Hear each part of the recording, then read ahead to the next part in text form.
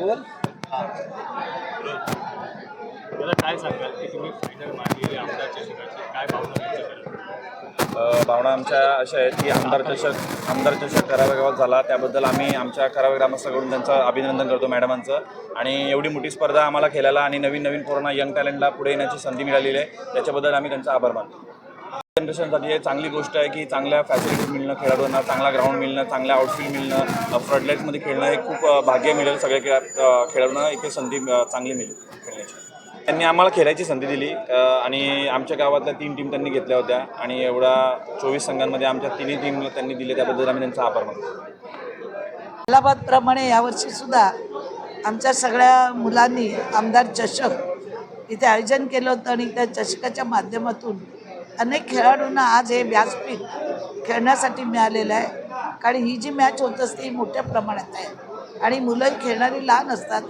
एवढ्या मोठ्या मॅचमध्ये या लहान मुलांना खेळायची संधी मिळत नाही आणि एवढा मोठा प्लॅटफॉर्म त्यांना मिळत नाही. तो प्लॅटफॉर्म देण्याचं काम आज या विद्यार्थ्यांना आपण खेळलो आणि त्यांच्या 24 संघ इथे खेळण्यात आणि पहिलं दुसरं असं पारितोषिक घेतलेलं आणि त्यांचा खेळण्याच्या माध्यमातून आज आत्मविश्वास पुढच्या मॅचसाठी वाढलेला आहे.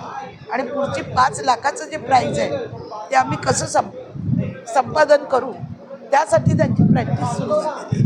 माझ्यामुळे आज अनेक गोवर्धनी सार्वजनिक सेवे संस्थेच्या माध्यमातून अनेक खेळाडू, गायक, डान्सर हे निर्माण झालेले आहेत. गेली 30 वर्ष मी त्या संस्थेच्या माध्यमातून अनेकांना स्वरोजगार मिळवून दिलेला आहे. दरवर्षी अलाहाबादप्रमाणे आमदार चषक होतात.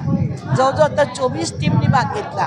30+ आहे, आता 35+ आणून आम्ही आमच्या पद्धतीने इथे जे आणखीन खेळाडू आहेत ज्यांना त्याच्यात संधीच मिळत नाही, अनेक त्याच्यामध्ये कारनामे आहेत आणि त्यांना घेतलं जात नाही, म्हणून आम्ही नवीन टीम आणि नवीन नाटू तयार करून वेगवेगळ्या लोकांना त्याच्यामध्ये खेळण्याची आम्ही संधी देणार आहोत.